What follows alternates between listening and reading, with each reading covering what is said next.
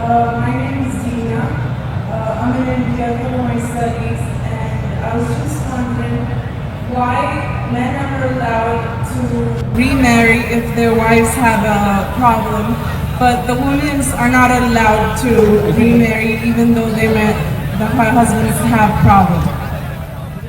बहन का सवाल है कि इस्लाम में अगर बीवी में कुछ खामियां हैं तो मर्द दूसरी शादी कर सकता है, लेकिन जब मर्द में खामियां हैं तो औरत बीवी दूसरी शादी क्यों नहीं कर सकती?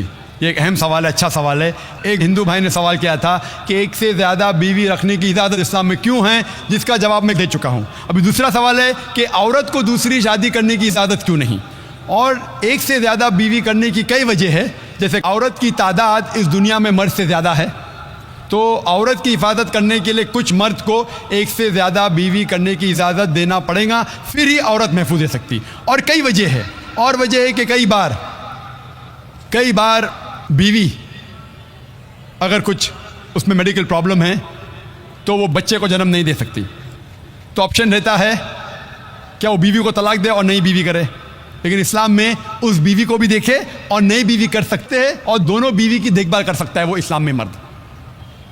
इसी तरीके से अगर कोई औरत एक्सीडेंट हो सकता है और अपने शोहर को सेटिस्फाई नहीं कर सकती, तो दो चीज़ें हो सकती, वो बीवी को तलाक दे और नई बीवी करे, या पहली बीवी जिसका एक्सीडेंट हो चुका है, जो अपाइश हो चुकी है, उसको रखे और दूसरी बीवी करे। अगर मेरी बहन अपाइश हो जाती है तो मैं पसंद करूँगा कि उसका शौहर उसे रखे और दूसरी शादी करे बनिस्बत उसको तलाक दे। तो कई वजह है इस्लाम में कि एक से ज़्यादा बीवी रखने की इजाज़त इस्लाम में क्यों है, उल्टा क्यों नहीं इजाज़त है, औरत क्यों नहीं एक से ज़्यादा मर्द रख सकती?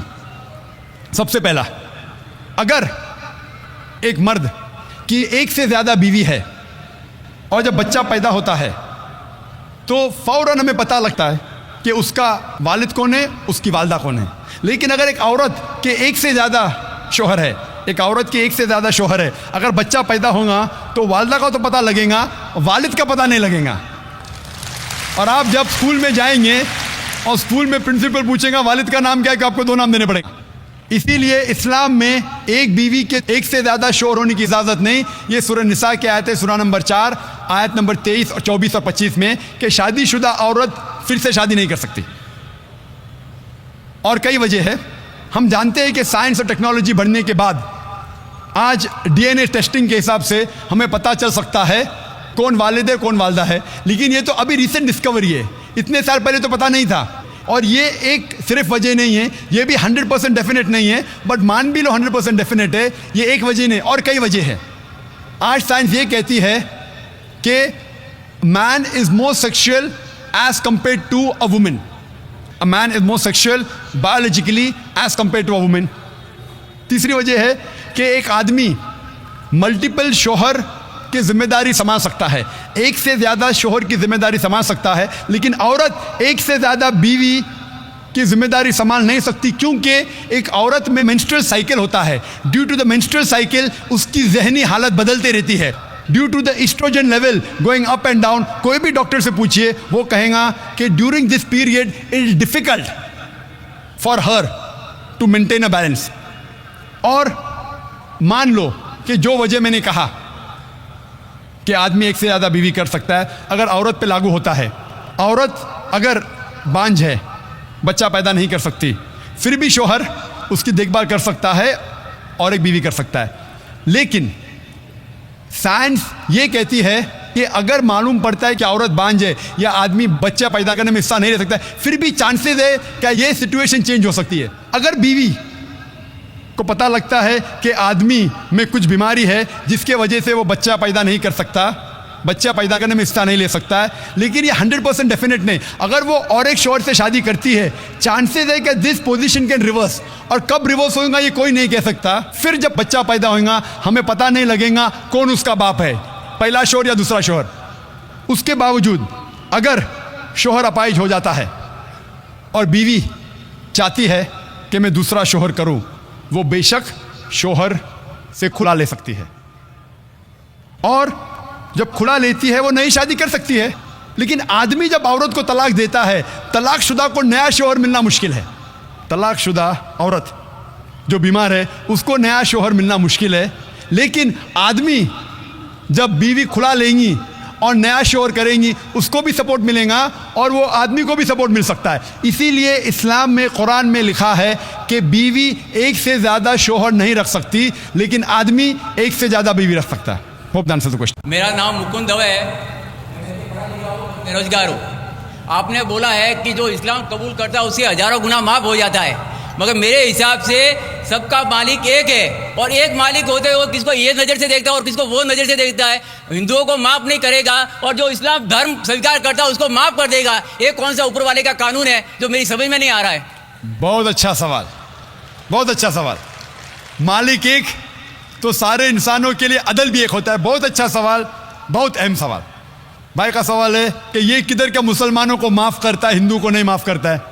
मैंने आपसे कहा कि जो इंसान नाम का मुसलमान है, उसका नाम मोहम्मद, अब्दुल्ला, जाकिर है, तो वो काफ़ी नहीं जन्नत में जाने के लिए। मुस्लिम का मतलब वो इंसान जो अमन हासिल करता है अपनी ख्वाहिश, अपनी मर्जी से खुदा के अहकामात पे अमल करने के बाद। यानी जो इंसान अपने मालिक के अहकामात पे अमल करता है वो सच्चा इंसान है। वो नाम का क्या है उसका मैं कोई लेना देना नहीं। यहाँ मैं कह रहा हूँ कि जो इंसान अल्लाह के अलावा किसी के साथ शिर्क कर रहा था, आज शिर्क करना छोड़ दिया, आज उसके गुनाह माफ़ होंगे।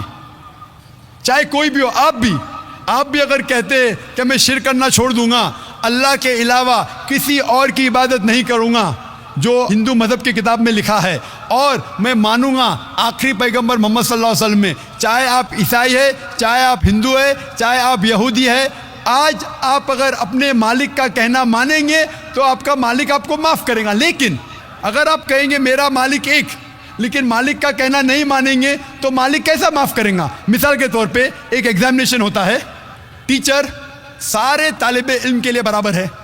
टीचर एक साल के लिए सारे तालिबे इल्म, सारे स्टूडेंट्स को सिखाता है, बराबर।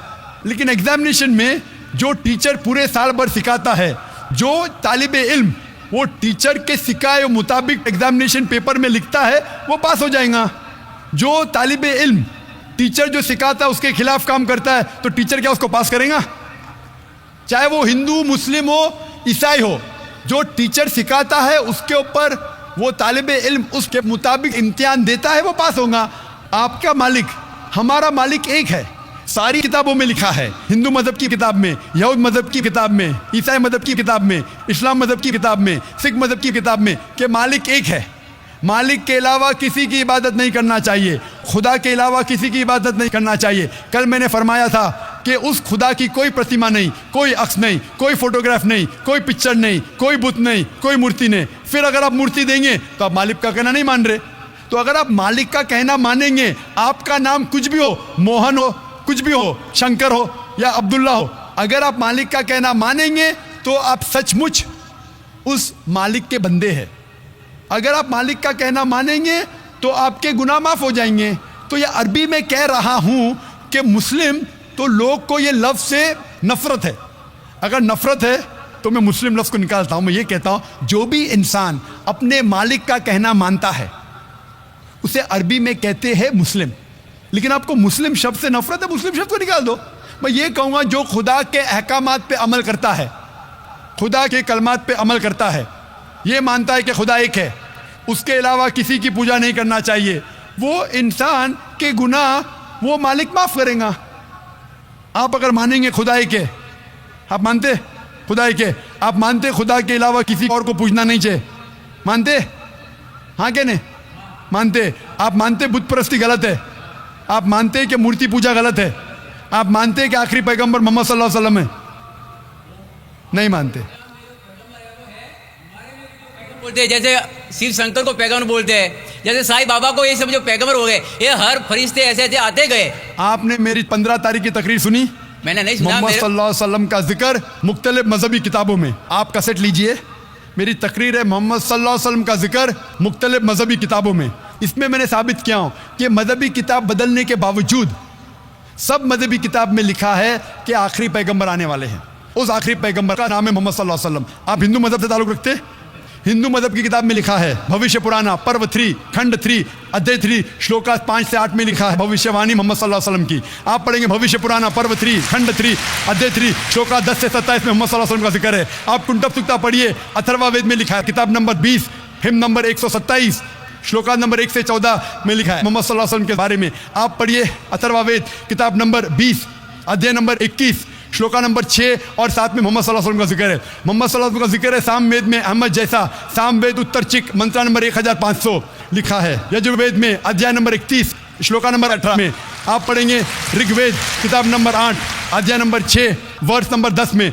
आप अगर पढ़ेंगे अथर्ववेद किताब नंबर 8 अध्याय नंबर 5 श्लोका नंबर 16 में मोहम्मद सल्लल्लाहु अलैहि वसल्लम के बारे में अहमद लिखा है। अथर्ववेद किताब नंबर 20 हिम नंबर 126 वर्ष नंबर 14 में कई जगह लिखा है नाराज शंसा मतलब वो आदमी जो प्रशंसा के लायक है। इसका अरबी में तर्जुमा होता है मोहम्मद सल्लल्लाहु अलैहि वसल्लम का नाम से जिक्र है हिंदू मजहब की कई किताब में। ऋग्वेद किताब number 1 hymn number 13 verse number 3, Rigveda किताब number 1 hymn number 18 verse number 9, Rigveda book number 1 hymn number 106 verse number 4, Rigveda book number 1 hymn number 142 verse number 3, Rigveda book number 2 hymn number 3 verse number 2, Rigveda book number 5 hymn number 5 verse number 2, Rigveda book number 7 hymn number 2 verse number 2, Rigveda book number 10 hymn number 64 verse number 3, Rigveda book number 10 hymn number 192 verse number 2, Yajurveda chapter number 20 verse number 55, Yajurveda chapter number 20 verse 37, Yajurveda chapter number 20 verse 57, Yajurveda chapter 21 verse number 31। मैं सिर्फ हवाले दे सकता हूं आपकी किताबों में से सिर्फ घंटों तक जिसमें लिखा है मोहम्मद सल्लल्लाहु अलैहि वसल्लम आखिरी पैगंबर है। आज जो इस्लाम कबूल कर रहे हैं उनको ये समझाओ कि इस्लाम धर्म क्या है। उनको वो समझ में, मेरे भी समझ में नहीं आ रहा था इस्लाम बोलते किसको है। आपने कहा कि जो लोग इस्लाम कबूल कर रहे हैं उन्हें समझाओ इस्लाम धर्म क्या है। आप नहीं समझे, वो लोग समझे इसलिए तो इस्लाम कबूल किए। आप भी समझेंगे तो आप भी कबूल करेंगे। ये 10 रोज़ा कॉन्फ्रेंस जो था, हमारा मकसद था बताने के लिए सारे इंसानों को इस्लाम क्या है। ये मीडिया जो इस्लाम को पेश कर रही है ये तोड़ मड़ोड़ के पेश कर रही है। हमारा मकसद ही था बताने के लिए सारे इंसानों को इस्लाम क्या है। अगर आप इस्लाम को नहीं अब तक जाने तो बेशक कबूल मत करो। जब भी पहचान लेंगे इस्लाम को तो इंशाअल्लाह आप भी शहादत देंगे। मेरी दुआ है अल्लाह सुब्हानहू व तआला से, उस मालिक से कि आपको हिदायत दे कि आप ये माने कि अल्लाह एक है, अल्लाह के अलावा कोई माबूद नहीं और मोहम्मद सल्लल्लाहु अलैहि वसल्लम आखिरी पैगंबर है। मैं कहूँगा वॉलंटियर से कि आपको मेरी DVD दे, मोहम्मद सल्लल्लाहु अलैहि वसल्लम का जिक्र मुख्तलिफ मजहबी किताबों में, उसमें सारे हवाले हैं और एक खुसूसन तकरीर है मोहम्मद सल्लल्लाहु अलैहि वसल्लम का जिक्र हिंदू मजहबी किताब में, सिर्फ हिंदू मजहब में। आप उसको देखो और इंशाअल्लाह आप इस बात को तस्लीम करेंगे आज नहीं तो कल कि अल्लाह एक है, उसके अलावा कोई माबूद नहीं और मोहम्मद सल्लल्लाहु अलैहि वसल्लम आखिरी पैगंबर है। Hope that answers the question. अस्सलाम वालेकुम जनाब, मैं राज Shetia by profession civil engineer. सब क्या है, ज़रूरी है कि एक गैर मुसलमान अगर कोई मुसलमान बनना चाहे उसे अपना नाम बदलना हो या फिर जैसे कि खतना की ज़रूरत वो करना है या फिर खुदा की इबादत में अगर मेरे घर वाले रिश्तेदार दोस्तों से छिप कर करता हूँ, इस हालात में भी क्या मैं अपने आप को मुसलमान कह सकता हूँ क्या नहीं? भाई का सवाल है कि अगर एक गैर मुसलमान इस्लाम कबूल करना चाहता है तो उसका नाम बदलना ज़रूरी है? नाम बदलना ज़रूरी नहीं, लेकिन अगर नाम शिरकाना है, शिरक का नाम है, शिरक के करीब है तो बदलना चाहिए, वरना बदलने की ज़रूरत नहीं, बदलना फ़र्ज़ नहीं है। कई साहबा जो पहले गैर मुस्लिम थे इस्लाम कबूल के, नाम वही था। अगर नाम में शिरक की बू आती है तो बदलना चाहिए। उसी तरीके से आपने पूछा खतना करना ज़रूरी है। खतना करना फ़र्ज़ नहीं लेकिन बेहतर है, सुन्नत मौक़िदा है, अगर करे तो बेहतर है लेकिन फ़र्ज़ नहीं है। और आपका ये कहना है कि घर वालों को बताना ज़रूरी है, कहने घर वालों को बताना ज़रूरी नहीं। अगर आप समझते हैं कि जान का ख़तरा है तो आप किसी को नहीं बताएंगे। आप और अल्लाह के दरमियान है, आप और अल्लाह जानते हैं, ये काफ़ी है, किसी को बताने की ज़रूरत नहीं। लेकिन अगर आपको डर है कि आपकी जान को ख़तरा है, किसी को नहीं बताएंगे, फिर भी आप मुसलमान रह सकते। लेकिन अगर बताने से जान का ख़तरा नहीं तो बताना बेहतर है, तो कि आप इस्लाम को और खुले तौर पे फॉलो कर सकते हैं। लेकिन छुपके भी फॉलो करना है तो भी इसकी इजाज़त है। क्या आप इस्लाम कबूल करना चाहते हैं? That's why I asked the question with you. I'll think over then. इंशाल्लाह तहकीक करो, अमन के मज़हब की पढ़ाई करो। जब आपको यकीन हो जाएगा कि अल्लाह है, कि अल्लाह के अलावा कोई माबूद नहीं और मोहम्मद सल्लल्लाहु अलैहि वसल्लम पैगंबर है, तो इंशाल्लाह बिना किसी को बताए भी आप इस्लाम कबूल कर सकते हैं। Good evening, sir. So my name is Swapnil Mayekar. So my question for you is, you said media is bad, but it has two sides. So how can we as a youth can improve it? My first question is this, and my second question is, so how can I as a common person improve the relation between Hindus and Muslims in our country? भाई का सवाल था कि हम जानते हैं कि अक्सर मीडिया ख़राब है, हम इस मीडिया को कैसे सुधार सके, और दूसरा सवाल है कि हिंदू और मुसलमान भाइयों में अपनापन कैसा पैदा करें। पहला सवाल कि मीडिया अक्सर ख़राब है तो इसे सुधार कैसा सके। क्योंकि मीडिया वो चीज़ इंसान को दिखाता है जो इंसान देखना चाहते हैं। हम चाहते हैं कि गलत चीज़ देखे तो मीडिया गलत चीज़ दिखाता है। हम जानते हैं कि अमेरिका और यूके में पोर्नोग्राफिक चैनल्स बहुत है, और पोर्नोग्राफिक चैनल्स चलाना बहुत सस्ता भी है, उसकी आमदनी भी ज़्यादा है, क्योंकि लोग चाहते हैं कि पोर्नोग्राफी देखें। तो अगर हमको मीडिया को सुधारना है, हमें ऐसे चैनल को सब्सक्राइब करना चाहिए जो हक के साथ है। जो चैनल हक के साथ नहीं है उसको आप सब्सक्राइब मत करो। इंशाअल्लाह धीरे धीरे मीडिया भी सुधर जाएंगी। गलत मीडिया जो हमारे माँ बहन को बेचता है, जो माँ बहन को नंगा करके दिखाता है, वो मीडिया को बैन लगाओ। हम बैन लगाएंगे तो खुद ब खुद ऐसे गलत चैनल बंद हो जाएंगे। जो मीडिया पैसे के बल के ऊपर न्यूज़ दिखाता है अपने फ़ायदे के लिए, उस चैनल को सब्सक्राइब मत करो। व्यूअरशिप कम होंगी, फौरन मीडिया सुधरेगा। चाबी हमारे हाथ में। अफसोस की बात है कि हम इंसान गलत चीज़ इस दुनिया की चमक धमक में आ जाते हैं। जिस तरीके से अल्लाह के रसूल की हदीस है कि हम इस दुनिया की चमक धमक के करीब आते, जिस तरीके से आग के करीब इंसेक्ट्स कीड़े मकोड़े आते फिर जल जाते, हम भी इस दुनिया की चमक धमक की तरफ जाते, फिर हम ही नष्ट हो जाएंगे। तो हम अगर हक के साथ है तो इंशाअल्लाह मीडिया भी इंशाअल्लाह सुधरेगा। जिस तरीके से हमने शुरुआत की, एक ऐसा चैनल लोगों के सामने पेश करना जो हक का साथ देता है। देखिए आप माशाल्लाह हमारी व्यूअरशिप करोड़ों में है, एस्टिमेटेड 7.5 करोड़। अल्हम्दुलिल्लाह सुम्मा अल्हम्दुलिल्लाह। तो ऐसे मीडिया का आप साथ देंगे और आप देखते हैं कि गैर मुसलमान भी इससे फ़ायदा उठा रहे। पूना में जब तकरीर की तो एक गैर मुसलमान ने कहा कि मुसलमान को क्या फ़ायदा होता है, मुझे उसकी परवाह नहीं, लेकिन हम गैर मुसलमानों को तो बहुत फ़ायदा हो रहा है। हम खुद हमारा दीन नहीं जानते थे, आपका पीस टीवी देखने के बाद हम हिंदू मज़हब को और अच्छे से जानने लगे। आपका दूसरा सवाल, क्या हिंदू और मुसलमानों में कैसे अमन पैदा करे, भाईचारा पैदा करे। जिस तरीके से मैंने एक तकरीर की थी खुदा का तसव्वुर मुख्तलिफ मज़ाहिब में, और मैंने कहा था कि मास्टर कीफ़ दावा सूरह इमरान सूरह नंबर 3 आयत नंबर 64, तालो इला कलिमतिन सवाइन बैना बैनकुम, आओ उस बात की तरफ जो आप और हम में यकसा है। हमें यकसानियत पे बात करना चाहिए। जो कुरान और दीगर मज़ाहिब में यकसानियत है उसके ऊपर अमल करें। जो इख्तिलाफ की बात है वो कल डिस्कस कर सकते हैं। आज जो यकसानियत है उस पर डिस्कस करो, इंशाअल्लाह भाईचारा बढ़ेगा। और सबसे पहले यकसानियत है कि खुदा एक है, उस खुदा के अलावा किसी की इबादत मत करो। उस खुदा की कोई प्रतिमा नहीं, कोई अक्स नहीं, कोई फोटोग्राफ नहीं, कोई पिक्चर नहीं, कोई बुत नहीं, कोई तस्वीर नहीं, कोई मूर्ति नहीं। ये लिखा हिंदू मज़हब में, ईसाई मज़हब में, यहूद मज़हब में, सिखिज़म में, पारसीज़म में, इस्लाम में। जो यकसानियत है उस पर अमल करो, इंशाअल्लाह इंसानियत में भाईचारा बढ़ेगा। Hope the answer the question. ये माफी चाहती हूँ। मैं वही कल वाली बहन हूँ जिसने आपसे इस्लाम कबूल किया था। मेरा सवाल कल अधूरा रह गया था, इसीलिए मैं आज वापस आई हूँ। अब मुझे कोई अच्छा सा मेरे लिए नाम बताए, और मैं ये जानना चाहती हूँ क्या अल्लाह अपने बंदों के लिए अपने फरिश्ते भेजता है जो उसे अरबी में नमाज पढ़ाए, जैसा कि मेरे साथ हो रहा है। बहन का सवाल था कि अल्हम्दुलिल्लाह कल उसने इस्लाम कबूल किया था इस बड़े मजमे में। वो चाहती है कि मैं उनके लिए एक नाम तजवीज़ करूं। जो मेरे जहन में अभी आ रहा है, आप अपना नाम आयशा रख सकती है रज़ियल्लाहु अन्हा, जो मोहम्मद सल्लल्लाहु अलैहि वसल्लम की अहलिया का नाम था। आप अपने आप को आयशा कह सकती है। आपका दूसरा सवाल था कि क्या अल्लाह सुब्हाना व तआला अपने फ़रिश्तों को भेजता है नमाज सिखाने के लिए। अल्लाह सुब्हानहू व तआला अगर चाहे अपने बंदों को सीधे रास्ते पे लेके आने के लिए कई तरीके इस्तेमाल करता है अल्हम्दुलिल्लाह। और उनमें से अगर आप सीखना चाहती है अरबी ज़बान में नमाज, तो मेरी ये राय है कि आप ज़रूर कोई अपनी मुसलमान सहेली का सहारा लीजिए, या आप इस्लामिक रिसर्च फाउंडेशन में आ सकती है और हम आपको तरीका दिखाएंगे कि किस तरीके से सही तरीके से नमाज़ पढ़ना चाहिए। और कई किताबें मौजूद है।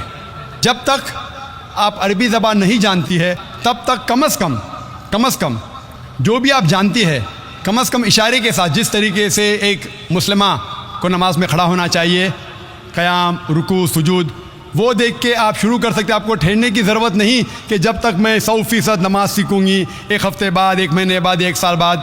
आप अगर अब से इस्लाम कबूल कर चुकी है, जो भी आप थोड़ा बहुत भी जानती है सलाह के बारे में, आप इंशाअल्लाह उससे शुरू करेंगे, अल्लाह सुब्हानहू व तआला आपकी सलाह, आपकी नमाज को कबूल फरमाएंगे इंशाअल्लाह।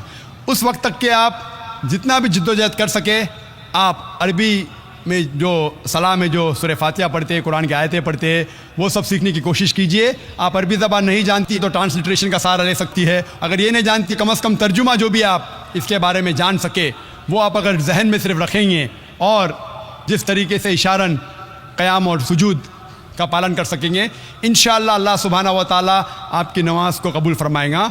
और आप अपनी कोई मुस्लिम सहेली का सहारा लीजिए, या आप इस्लामिक रिसर्च फाउंडेशन आ सकती है। इंशाअल्लाह अल्लाह सुब्हानहू व तआला बहुत ही जल्द आपको सही तरीका दिखाएंगे और आप जिस तरीके से हम मुसलमान पढ़ते हैं उस तरीके से पढ़ पाएंगे इंशाअल्लाह।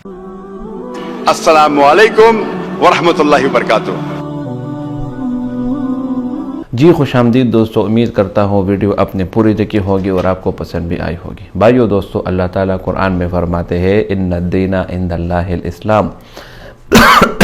अल्लाह ताला के नज़दीक जो मज़हब है वो इस्लाम है, यानी सिर्फ़ और सिर्फ इस्लाम का मज़हब ही काबिल कबूल है। अगर इस्लाम के अलावा आप यहूदियत, ईसाइयत, हिंदुइज़म या जो भी मज़हब आप अपनाते हैं तो वो हरगिज़ काबिल कबूल नहीं होगा।